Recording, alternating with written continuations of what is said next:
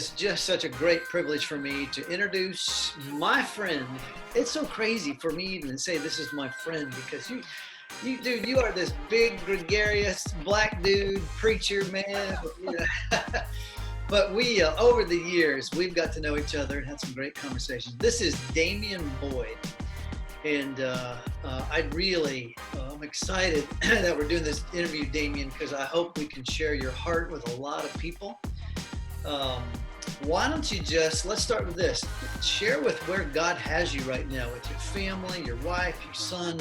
And I know that's a big question, but where's God have you?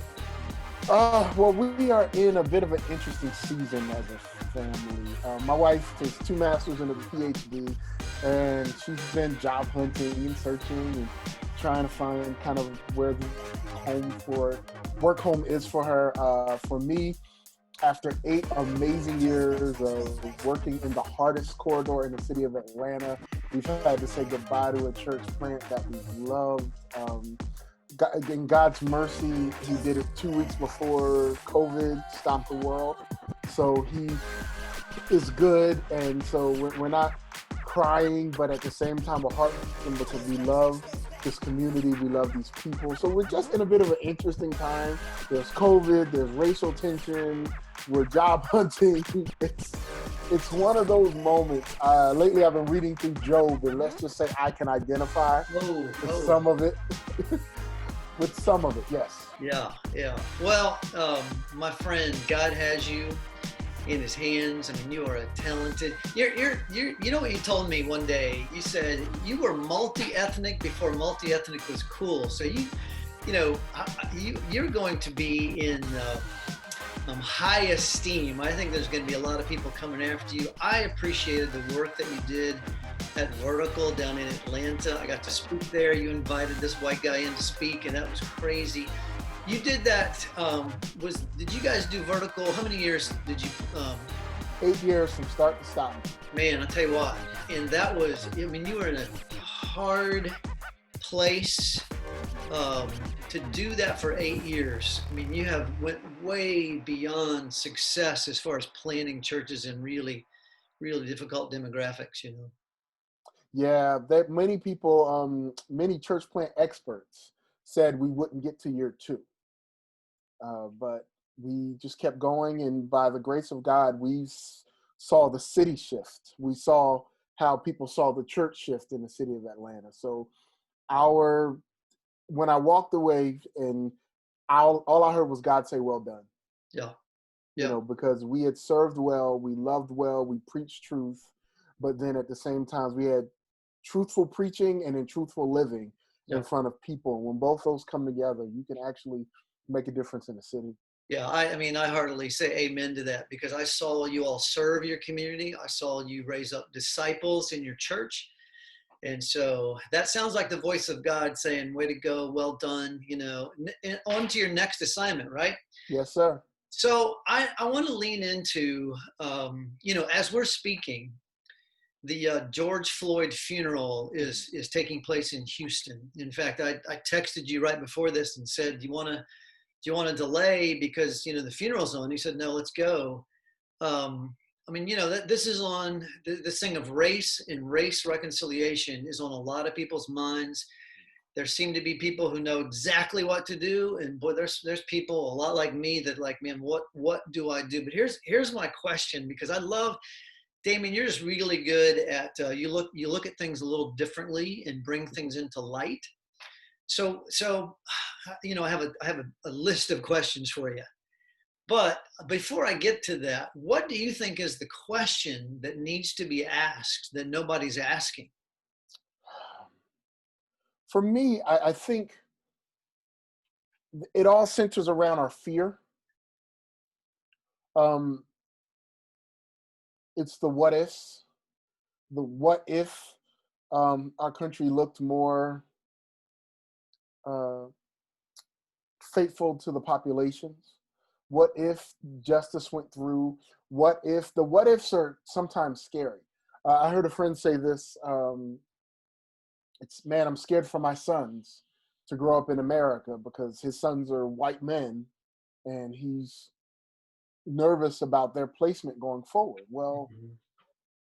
the what if is scary because the what if is, are people of color just going to treat white people the way the people of color were treated? Mm. What if, you know, justice requires us working side by side? These are the harder pieces. And I think they're hard. People don't want to ask them because they're hard. You don't just get to a quick, easy resolution solution with the what if question, but you have to ask what if questions to start dreaming again. Yeah. To not just see people based on color, to not just look at the surface Yeah. of the question, but we got to dig beyond that. And we have to look at what's possible. And that's where what if comes in. But what if can be scary because what if, you know, whites are the minority in this country? What happens then? You know, do they lose all power? Is there going to be a revolt against white people? Those Right. are scary Right. thoughts. Right. I mean, that's really good. What do you got to say about anger? Like really on both sides of the fence. Is that not another emotion that we're afraid to step into? I think anger is biblical. We see God being angry. Yeah. God gets angry. I think we're allowed to be angry. There's nothing wrong with anger, but what's the resolution? Be angry and sin not. Be angry, but don't let your anger do something to someone else Yeah. that would be considered sin. Yeah. Like be racist against them or burn someone's house down or flip over a police car or, you know, sin. You know, so we have to be angry without sin. I think anger is allowed. I think it's okay to be furious at what's happening, furious of looting and rioting, just as it's okay to be furious at, you know, furious at the inequities in our culture and police brutality. Those are reasons to be furious. Yeah. Yeah. I don't think we do anger well. We No, we certainly don't do anger like, God has these divine abilities to be angry and to love and extend grace at the same time. absolutely. Um, why do we struggle? And I just want to point this out. This is your book that I just read, In Search of Beautiful, Damian L. Boyd, and you wrote something about personhood, about we struggle to identify personhood. Let me just read this paragraph, and I want you to comment about this. So many people in our world fail to identify the splendor of God in others. Oppression usually starts by viewing people as different. There's a quick jump to seeing them as inferior. Most racial and cultural issues come from the lack of identifying the personhood of another. Why is that? Why do we struggle with that? I think it's part of human nature. This idea of everybody wants to be king of the hill. Hmm. Everybody wants to be on top, but in order for you to be on top, you push someone down Hmm. because there can only be one king of the hill. But what Jesus taught was the opposite. He said, hey, lower yourself. Consider yourself as nothing to lift other people's up. It's this idea of leveraging who you are to lift someone else up. That is so uncomfortable because it is so opposite our very nature. Hmm. Are we afraid of losing something there? Are we afraid of giving up too much ground in doing that? Like, I think we're afraid of all of it. We're afraid of who we are if we don't seem like the person on top. I think we're afraid of what it might mean to our financial bank accounts if we're not on top. I think it means a lot. And I think it also means that we are afraid of what other people may do with power. Like power can only rest in my hands because I'm the only one that trusts myself with my power. And I don't know about you, Alan, but I don't trust myself with power. I do my best to remain in a place where I give up as much power as reasonable because I believe that power is corruptive and corrosive to one's own soul. but Jesus, who that, had all power, gave up power so yeah, that we could have some power. but most of us have control issues. So that's, yeah, I agree. That power is a scary thing, but at the same time, we have control issues, and it plays into that, right? Absolutely. You talked about in your great book, In Search of Beautiful. Have I mentioned this book? You talked about this process of it's a downward spiral process of seeing others as different. And again, I can't. I'm not going to replicate it just by spitting out my words. Let me just spit out your words, all right? The moment we begin to see people as different, so here's this process, and I want you to, take this a little bit further for me. The moment we begin to see people as different than ourselves, we immediately move toward viewing them as less than ourselves. Once we embrace that people are less than us, we have an excuse to misuse, abuse, discriminate against, or simply ignore them. Oh man, when I read that, I'm like, holy crap, I can't believe I wrote uh, that. that's really good. But like, give me, like, have you seen application of that downward spiral in your life around you? Like, unpack that a little bit further. I'll give you a better one. We have one in culture. One of Bill Clinton's biggest failures in his own eyes, in his own estimation, was his lack of activity in Rwanda. Hmm. Now, if you look at the history of Rwanda, I've been to Rwanda, and I've spent some time in Rwanda doing ministry in Rwanda. When you look at the nation, African nation, of course, it's in the heart of Africa. Well, I believe it was the Dutch who originally colonized Rwanda. Well, when it was colonized, they looked at the population of indigenous people and started measuring. You can actually see footage. I have a little bit of the documentary here where they start measuring lengths of body parts, and they Wow. took features that were more, people who had features that were more Anglo-Saxon, they made them the elite Tutsi group. And then they made the people who had more of the indigenous African features, they made them more, they're the Hutu group. And then there was an in-between group called the Twa. Well, they started telling one group, you're better than another. You're more important than another. You are the elite ruling class. And then these people who were once one people, and honestly, for me, they all look Rwandan to me, but they started to see themselves as something else. Wow. And they started throwing racial epithets at one another. We see this in Nazi Germany too. Okay, you're not just a Jew, which is somehow less than everything else. Now you're a roach. You're a rat. You're no good. You're a pest. But we start to devalue other humans. Now the secret part is the moment we start devaluing other humans, we become the animal. Hmm. The moment we start to devalue another human being formed in the image of God, we become the animal, because it gives us a justification to treat them any way we want, because you're somehow not worthy of the love, respect, care that I get. And that's what happened in Rwanda. Everything blew up in a big moment, and they lost close to 1 million people in 100 days because someone told you that you were different. Wow. Because someone told you you weren't the same. Because someone told you and you believe that one group is better than another group. And we immediately devolve into less human beings the moment we rob someone else of their humanity. And that's the trick. We think that we're rising because we're robbing, but really what we're doing is we're robbing ourselves. Bro, we think we're rising because we think we're right. Mm-hmm. In pointing out the differences in your downward spiral that you write about. Man, that can be so subtle, can't it? I mean, it can start like I think you told a story of a was it a single dad that had to do the hair of I tell the story of a little black girl Okay. hair. Yeah. How do you do that? I was literally with that guy today. Really? He's in Texas now, but he was in town Yeah, tell today, that and story.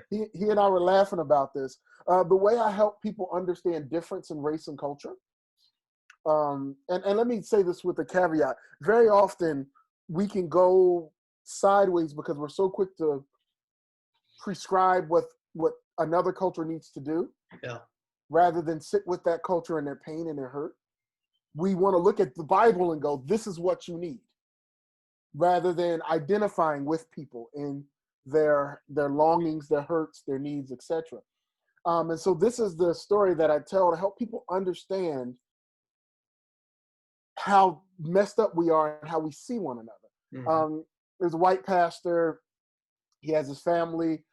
They took in a young black girl from a shelter where they served, where her mom was going to jail for a certain amount of time, and they just wanted to love her. and bring her in, and it was the most God honoring, sweet thing you can do. But these are very white people. Um, this are like I would argue I'm probably one of his first close African American friends. I think he would say the same thing, where it's like we're close, we're friends. Yeah. He came in town today and was like, before I leave, I want to see you. You Yeah. know, that's the kind of friends we are. Our kids know each other. Our wives are friends. Um, and he brings this young black girl in the house. And when he gets there, when she gets there, her hair's done all up in braids and little balls. And her mom spent hours making this little girl's hair beautiful. And they looked at the hair and went, whoa, we got to figure out what to do with this. So they have a daughter, and the assumption is we'll do for her what we do for our daughter. Yeah. So they spent hours taking out all the braids and all the balls and all the things that her mom put in to wash her hair, because for their daughter, every night their daughter needs to wash her hair. You don't want your daughter's hair to be greasy and dirty, and you don't want her to smell like a toe. So yes, you wash her hair every night. And so they did this for this little black girl, and he said, man, we washed her hair and her head exploded. Wow. And then she went to sleep and it was all mushed to the other side of her head. And I said, man, and then he called me, he said, can your wife come over? Can your wife help us? We don't know what to do. They were just tapping out like we have no clue of what to do. And so eventually my mom, who has a lot of experience with hair and got a cosmetology degree and all that, my mom, was able to bring her over, did her hair, set her up, and told him what to do. Now, here's the thing, how it relates to race. They're assuming because they have hair, they know what to do with hair. Mm-hmm. They assumed we have a daughter who has hair, we're just going to do the same thing. But they had no experience with black hair. Yeah. White hair, you just want to wash and keep clean. Black hair, you want to keep moisturized, and you don't wash every day because our scalps get drier faster. It's not an issue of cleanliness for us. The best thing you can do for black hair is keep, even for this, I got to put moisture in this every day. You have to put moisture and you have to do things with black hair that's different. It doesn't respond the same way. And that's how we deal with race. We can look at race from two completely different perspectives, assume because we have the same thing that of course everything's even, but our perspectives and our reality may be different. Now here's the kicker. Being a black man living in a predominantly white society where the white culture has ruled in this country for years, mm-hmm. I know more about what it means to be white than a white person may have to know what it means to be black, because many white people have never had to sit in the shoes of a black person. Many white person has never had to wash the hair of a little black girl. I even know parents who are adopted black children, and they're having to go to a black barbershop for the first time because they don't know what to do. You can't take a little black boy to Supercuts most days. Yeah. It's just not going to work the same. Yeah. Yeah. But we assume we know rather than being touched with what somebody else is going through. And I think that's the issue. We too often make assumptions because we think we know, when really my experience may be very different.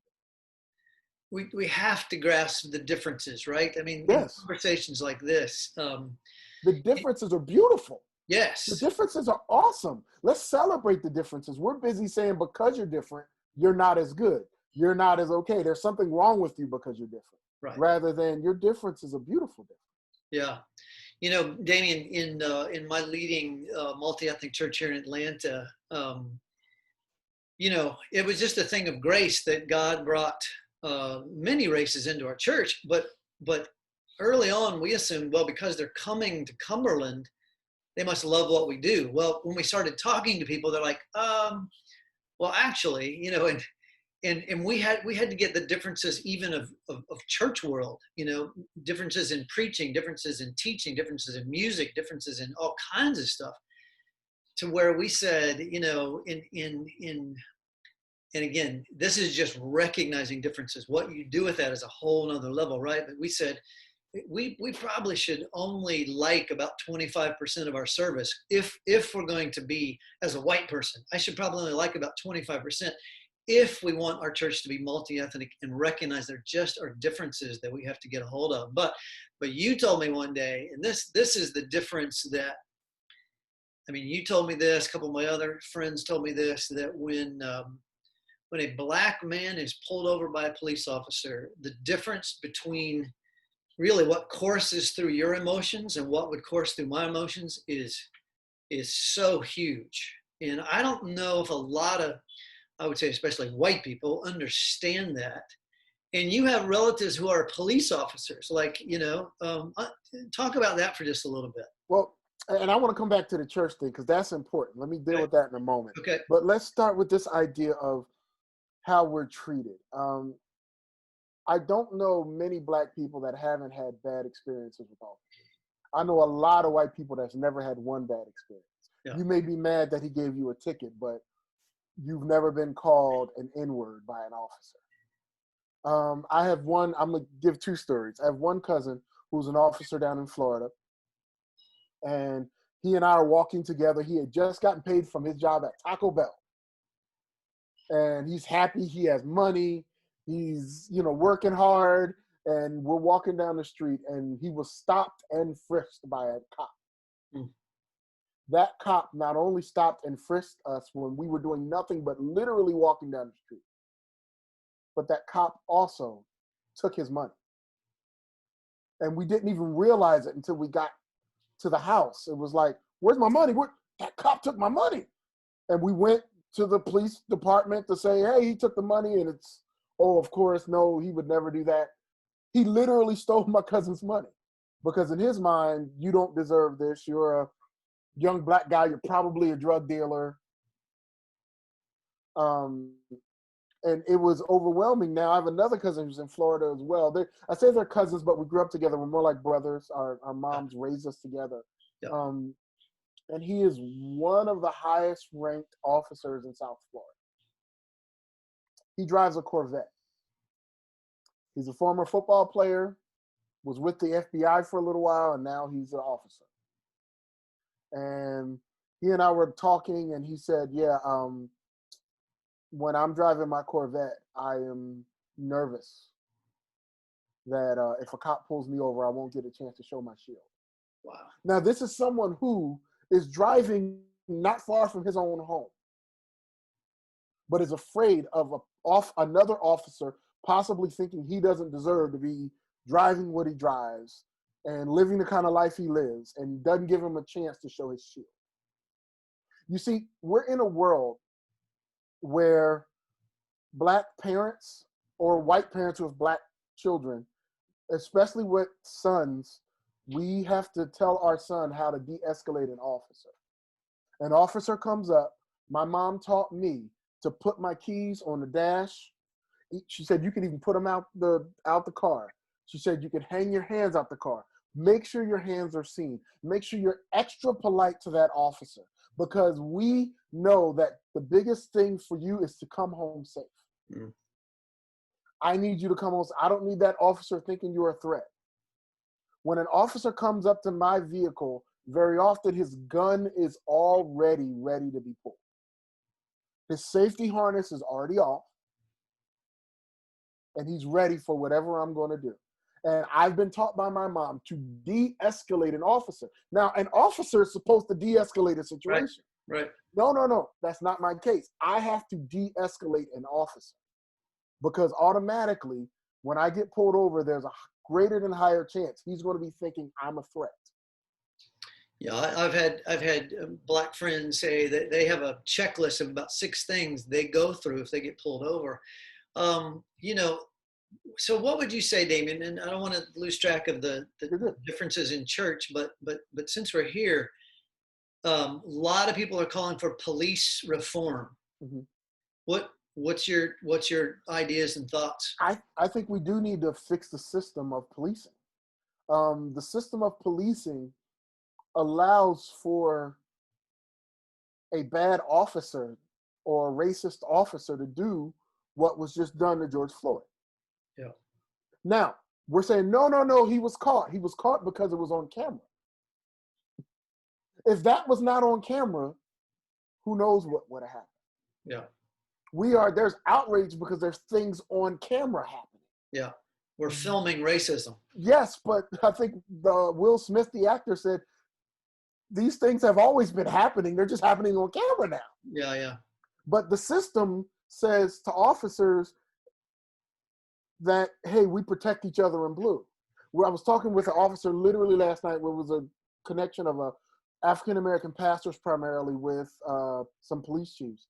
And we were in discussion, and one of the ideas that came up, and the police chief said, I love that. I think we're going to implement that. This idea of, as an officer, you're expected to uphold the law, protect and serve.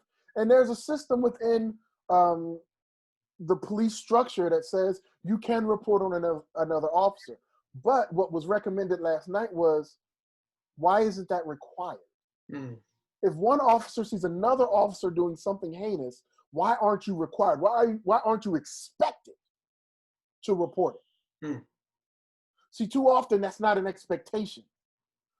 One officer can be ostracized by other officers if he speaks up, depending on who how that department works. But very often you protect us rather than, wait a minute, our job is to protect and serve the community. Right, right. And if I see you doing something wrong, you wreck all of our reputation. Yeah, yeah. So it is required that I tell them that you did what you did. Yeah. And that idea is one way that we can change the system, where the other officers that sat by and watched this happen. Now, the people watching and filming had zero power to stop this officer from killing this man.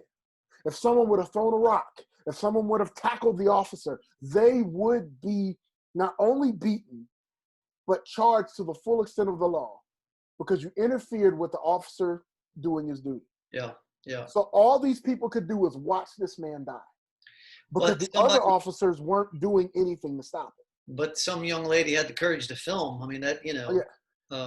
But even now, people are getting yelled at for filming. Right, right. Like, I'm standing back, I'm safe, and they're getting yelled at for filming.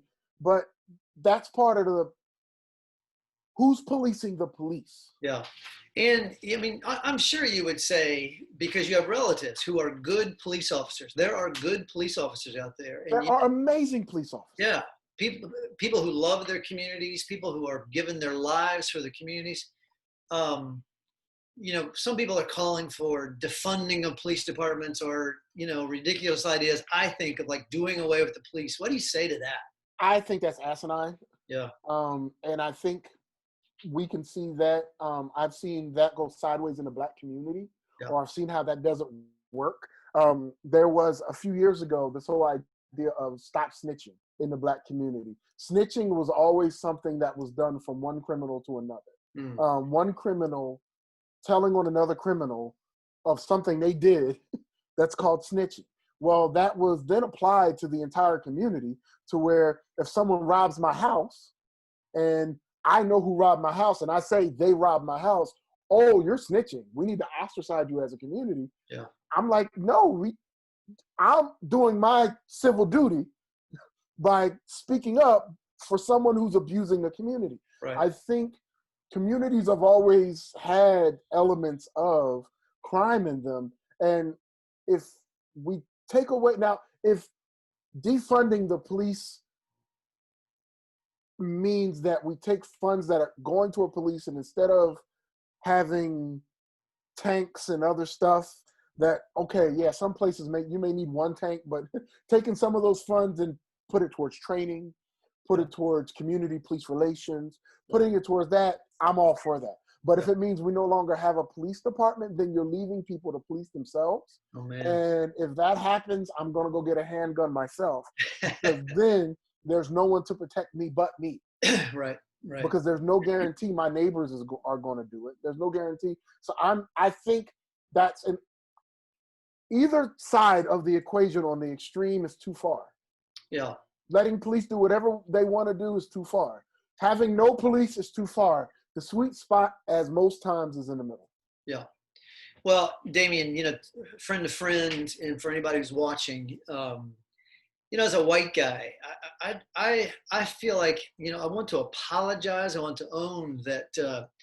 I know there's a good segment of white people who dismiss George Floyd incidents or Ahmaud Arbery incidents because they go, well, he was, he was in a house, or George Floyd was drunk or whatever.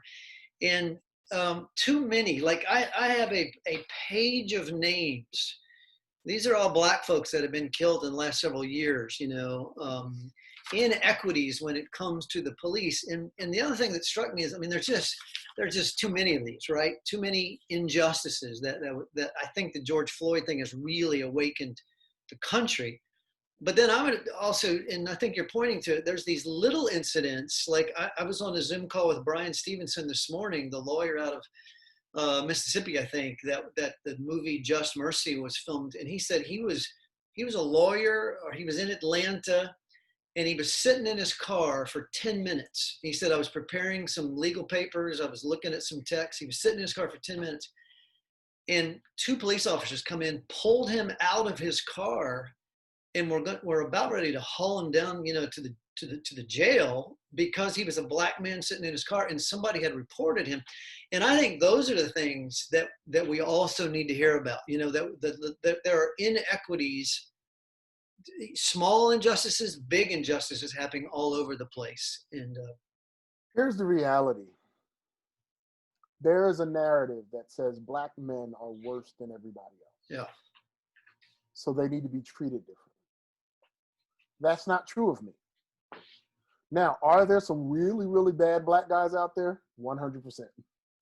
Just like there's some really, really bad white guys that don't get treated like these really, really bad Black guys. And the narrative helps push forward. I think I said something after all this happened. I said, and I was speaking to white folks, I said, look, stop waiting for some more information to come out to justify why this man was killed.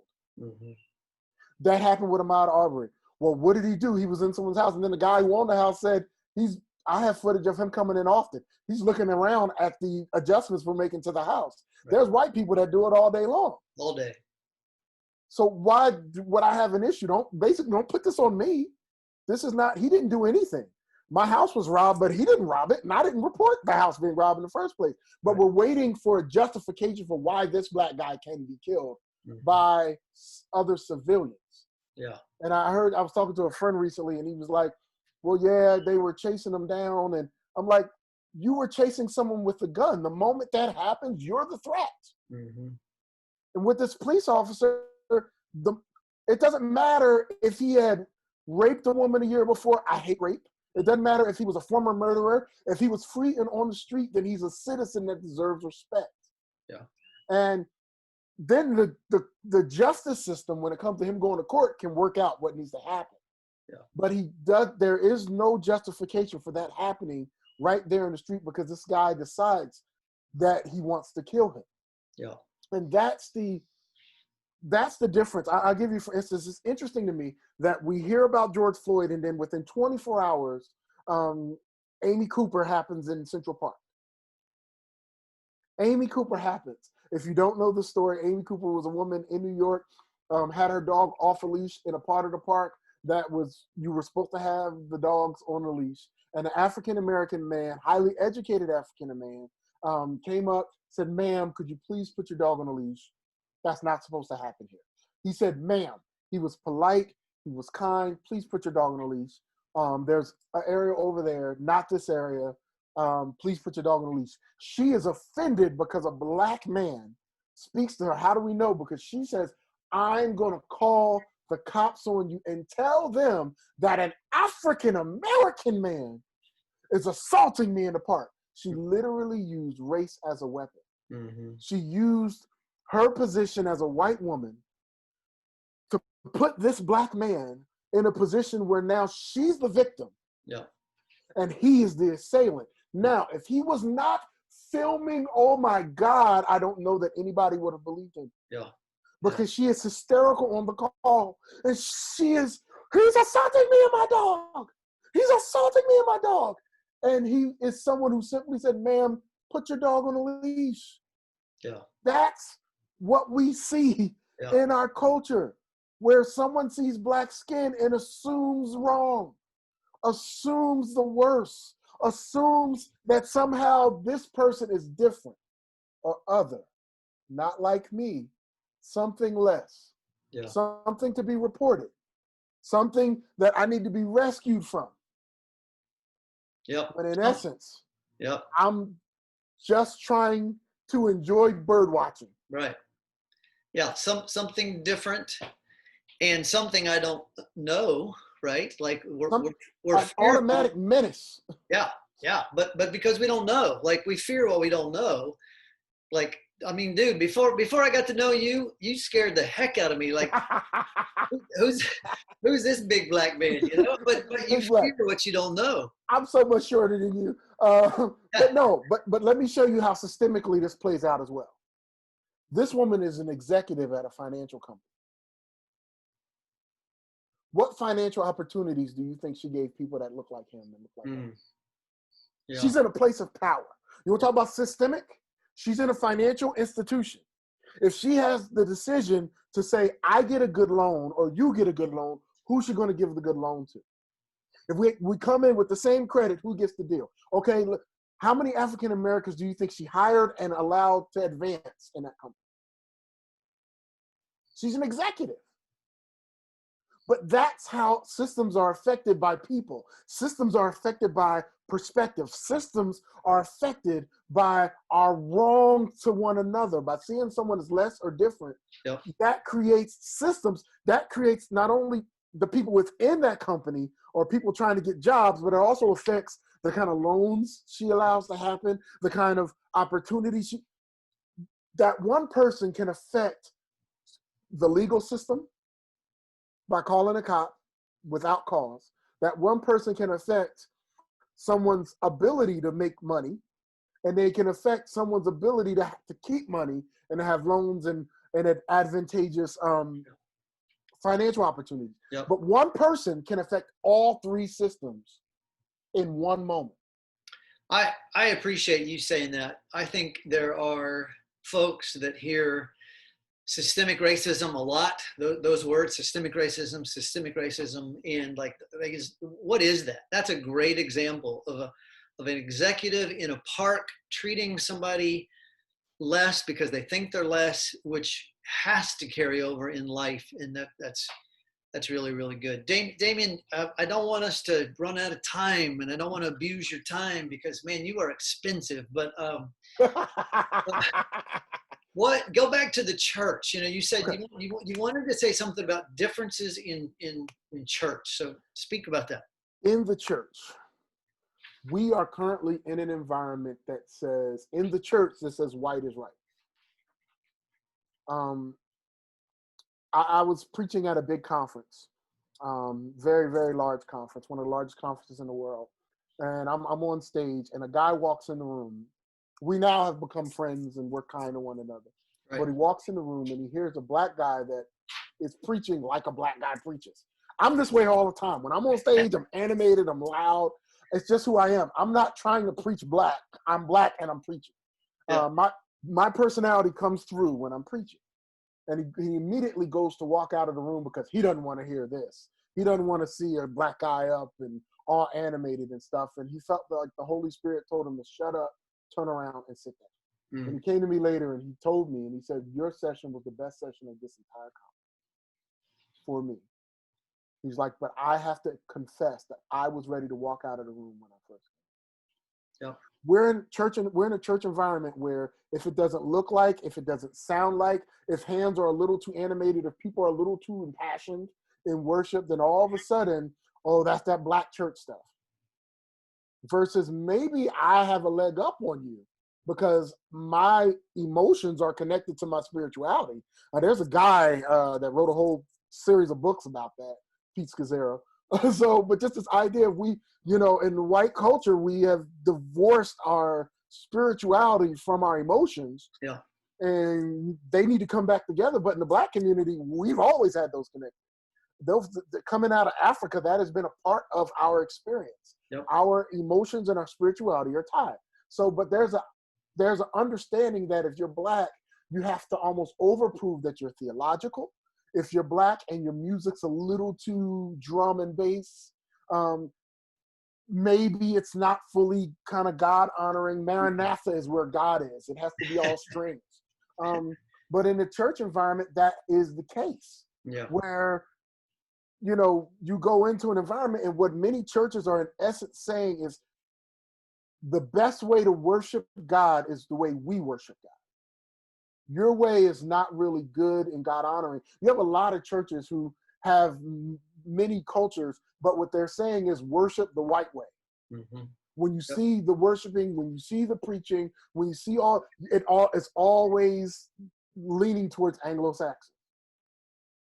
Yep.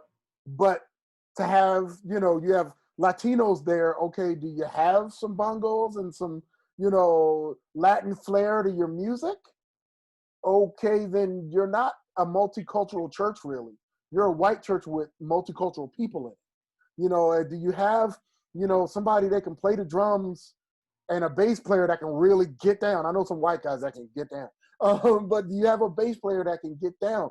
Can you have a gospel sound, a gospel singer leading worship, and they're just as much a worship leader as the white guy with the acoustic guitar? Yep.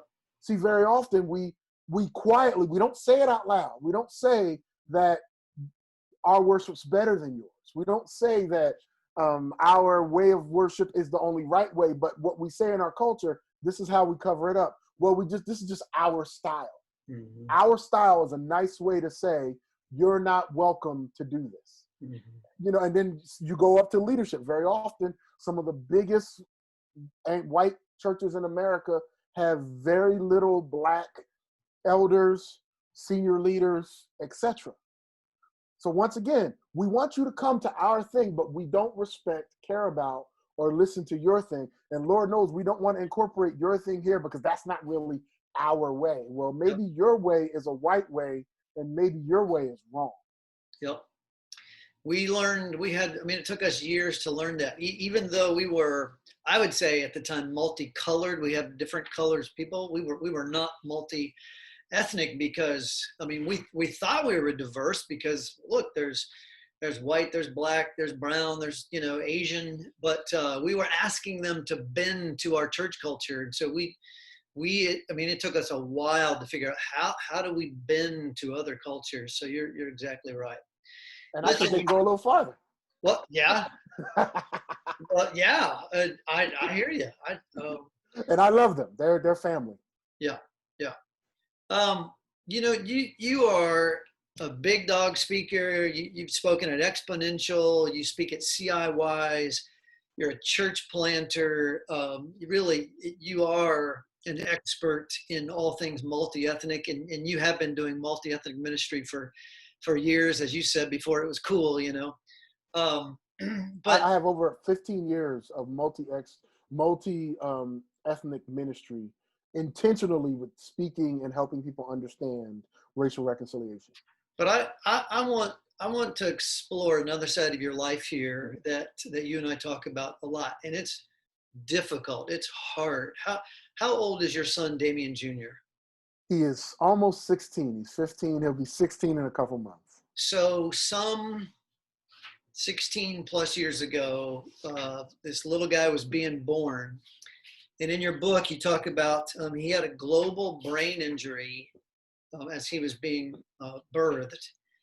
And um, I mean, you and Zaret just love this guy so unbelievably. But what you wrote, and again, I'm not going to try to, you know, recite it from memory, but what you wrote, I got to see if I can read this. You know, you talked about the event, but then you said, my son is a constant reminder of how something so broken can be so beautiful. I find very little as beautiful as him. You can look at his little body and see so many scars, twisted joints, etc. But when I see him, I see one of the most amazing creations our God has ever made. That is exactly the point. I see my son who is an image bearer of my God, and I am in awe of the beauty. If someone else is too blind to see what is so clear to me, then that is his or her loss, not mine. It is clear to his mother and me. How has God used your son to shape that multi-ethnic heart, that, you know, the beautifully broken thing that you speak about? I think it shapes not only my eyes and my focus on the least of these, and that's how I would phrase that. Yeah. Those who are the least of these, those who are other different. Because my son doesn't have healthy category for him. He sits in the special needs category, but he's bigger than his diagnosis. Mm. I watch people speak around him and not speak to him. Mm. He knows when someone is uncomfortable with him, and he immediately becomes uncomfortable with them. He's very empathic that way. He knows when you don't believe he can, or are valuing him. And he will pull back because he knows that someone doesn't see his identity. I think he's taught me how to see others for who they are. Not just because we use the term colorblind. I don't want anybody to be colorblind. Mm-hmm. See my color, my culture, see where I come from. All that comes with me. It's all a part of this beautiful mix that's called me. But when you see my son, he is in part disabled. He's also African American. He's also amazing and one of the sweetest people ever. All of that comes in the amazing package that he is. But very often people don't see it in him and they think it's his fault. It's their fault. It's their loss. It's their inability to see the image of God reflected in someone who is less than they think is a whole person. He is a whole and complete person. He's just a whole and complete person with some difficulties. I tell you what, my son has special needs. But Alan, you have special needs. You don't think so? No, I got a list. That was rhetorical. But yeah, I'm just going to start writing them down for you. But you have brokenness. You have woundedness. Your body's just not the problem. Yeah. You have malfigures in your character because you're still being formed in the image of God. Mm-hmm. My son can express all of who he is, verbally or physically, but he's in there. Mm. He's in there. Just like you're in there. All of you can't be explored. You have to get to heaven before all of you is on display. Mm. You have special needs too. Let me give you some theology on this. Philippians 2, we see Jesus giving up heaven to become in the form of a servant like us. And it basically means that he gave up his advantage. He yielded his advantage so that we could have some advantage. He disabled himself to become like us. And he never thought it was robbery. He had to diminish himself to fit in this pale shade of flesh that we call humanity. Yeah. To be identified with us.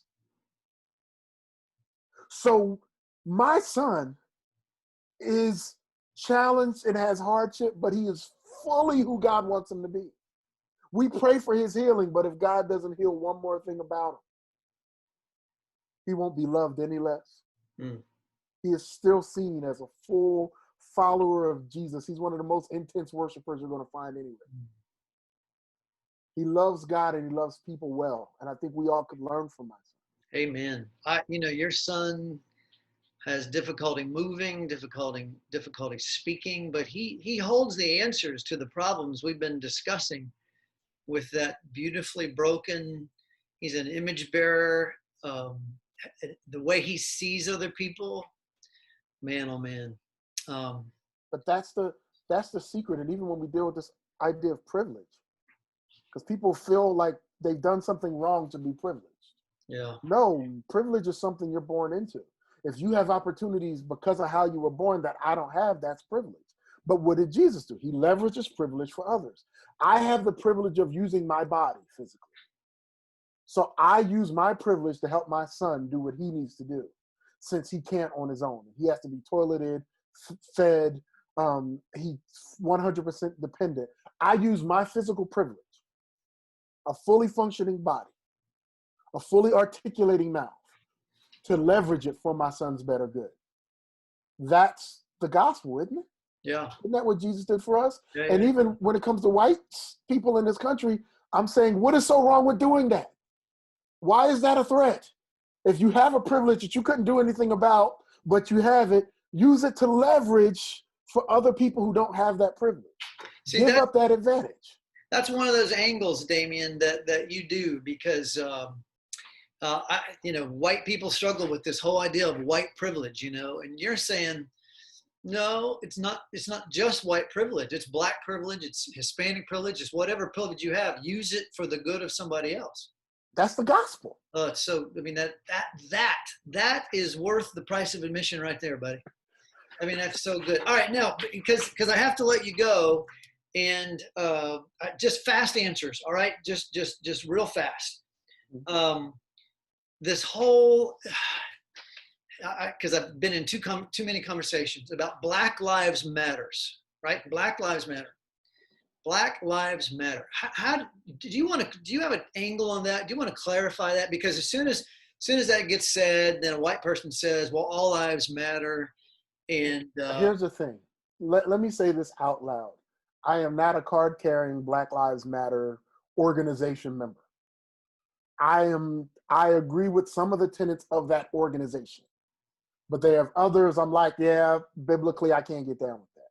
But the concept I'm 100% for.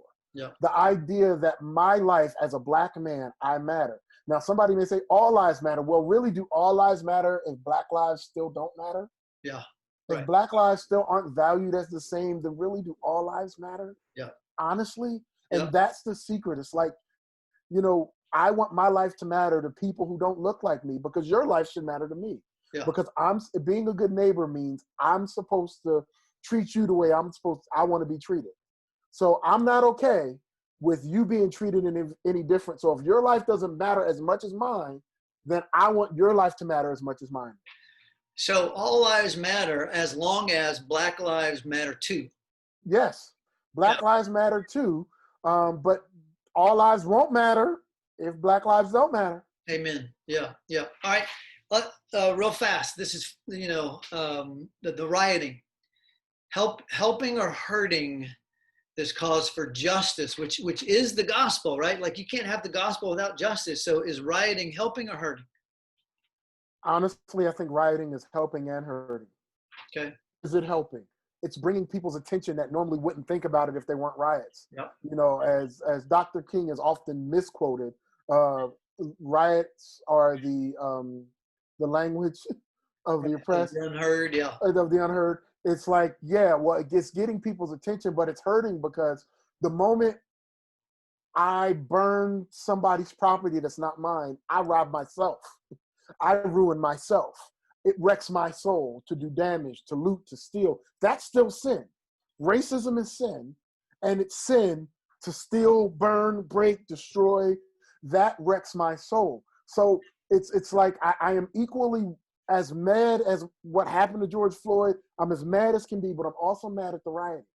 I understand it, and I know why, but I'm mad at it too because we're hurting our case because people go, see, look, there are more criminals. And I'll give you one quick story. There's two white ladies spray painting a Black Lives Matter on a Starbucks. And there was a Black lady that came up and said, stop doing that. Why are you doing that? And they're like, we're mad. Something needs to change. We're doing this for you. And the Black lady says, we didn't ask you to do that. So this idea of it's just Black people doing these things, it's not true, but it plays into the narrative. So it's hurting us. I don't believe in looting, and it's more sin on top of sin doesn't help. I do believe in protesting, and we need to know the difference between a peaceful protest and rioting and looting. Yeah. Okay. Now, some people would say, Alan, because you're asking this, you're already off base. But I'm going to ask you this because you're my friend, right? Like, I have to have these kind of relationships where I can run things through, I can run things by, and you can correct, rebuke, and preach at me, whatever you want. But here's my question: What do you need, want, and hope for from white people? I think we need white people to sit in the pain and the seat of blacks. Understand where we're coming from. Don't just look at conservative outlets as your source of who I am. We need allies to be just as infuriated as we are. What we want is justice. Our God is a God of justice. We want justice. I want to be treated the same way you're treated. That's just. That's right. I want to be treated the same way. If you get a good loan, and if my life is comparable to yours, I want the same loan. I want an officer to pull me on the side of the road and I not be afraid for my life. Yeah. I want justice. What do we need, want, and hope for? I hope that the church is the leading voice in this. We have been given the ministry of reconciliation. That is the service work for the sake of the gospel of bringing people together, bringing people to God and to one another, loving God and loving people, as Jesus taught. That ministry is what we've been given. We have no excuse to get out of that. And the church has the only thing that's actually going to change hearts. We can change policy, we can change systems, we can change politics. You cannot change a heart. But the church has the greatest resource, and that is the gospel of Jesus Christ. Yep. And the fact that in him there's no slave, there's no free, there's no Jew, there's no Greek, but we are all in Christ. And if we can give that to a world that is in need of more than just rhetoric, then we become the solution. Amen. To the problem. So sit in, understand our pain, help us fight for justice, and then church rise up with the message of the gospel that really, it's not as trivial as we make it sound, but the ground at the foot of the cross really is level for all of us, right? All right, this is the last one, I promise. For us to work on this, Damian, we really have to, either Zoom or sit face to face or have lunch or, be in each other's homes. And people, I think people are lonely. How are we going to fix this with lonely, isolated people? Listen, we've been in a pandemic. We're now wearing masks. Social media is not friendly, and I don't care how many friends you have. And then technology, I was reading, I think one of Dr. Perkins' books, and told a story of a writer who was talking to his grandfather about how do you find out where a good restaurant is in a new town. And the young writer said, well, you go to this app and it tells you, where to eat. And the grandfather said, well, no, I don't want to use that. He said, I like to go up to friendly strangers and say, where do you eat? But we don't do that anymore. So COVID, technology, social media is creating lonely people. And yet the answer to this is not to be isolated and not to be lonely. So come on, how are we going to do this? I have some senior citizens that live around the corner, and I check on them and they check on me. And when they said, hey, we really need some ground turkey, I went and got ground turkey for them. When they said, man, we need some immune system stuff, I went hunting for it. Didn't find it, but I went hunting for it. Basically, service, I believe, is a verb. It's what we do. It's how we love others, through service. When you look at Matthew 5 and it says, we are the light of the world, let this light so shine in you. Don't put it under a bushel, but then it says, let your light shine before others so that they may see your good works. See, good works doesn't get us access to the gospel. We do the gospel, but we do good works because of the gospel. Mm-hmm. We move in response. I don't need someone to tell me. That people around me may need some help and support. Find somebody to support. I had to check in on my aunt who lives in a senior citizens facility. Are you doing okay? I'm talking to people. I'm reaching out. I am not waiting for others to reach me. I'm reaching out to them. It's good. I know the scenario we're in. Yeah. But I don't need permission to love people. Yeah. Find somebody that you can pour into. It may not be 12 people. Someone outside of your family group. Find someone to love on, support, care, send a check, send, a cash app, do something for somebody else and find out how they're doing. Yeah. Because to be checked on feels like love. Yep. Dr. Evans said that, reconciliation is not going to come through a seminar, it's going to come through service. Yes. And I think that's exactly what you're saying. Hey, listen, we got to go. I got to show this one more time. This is a great book that people can get on Amazon. Here's what I also want to say. You are in a season, my friend. You are in a tough spot. Although it's a great spot because you have been married to a woman that is far out of your league for 20 years. Tomorrow, 20 years tomorrow. Your anniversary is June the 10th, 20 years.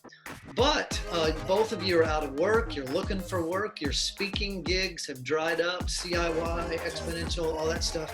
But I would encourage people, if they have a heart for your ministry, for your wisdom, for your expertise in all things multi-ethnic, they can do several things. They can invite you to their churches. They could have you speak, because I know you do that. But then, man, just maybe some financial support, and I hope maybe we could get a little help by just doing this video. Yeah, I am looking for other ministry jobs. I can be Cash App and PayPal on Damian L. Boyd, DAMIANL, as in Lamar, Boyd, BOID. Every little bit helps. God is faithful. He provides, and any support would be greatly appreciated. I can't believe you're not in a church. I mean, you're too good. Like it's going to happen. I know it's going to happen. We had to shut the church down right when COVID was starting. I know. So nobody's hiring yet. Well, they're gonna see this smoking video, and you're gonna, the Lord's gonna direct. Hey, listen, brother, I love you. I thank you for your friendship. Tell Zerat I said hello. Tell your boy I said hello. And I hope I get to see you in person soon, all right? Give my best to Sherry and the family. All right, man. Love you. Love you too. See you. Bye.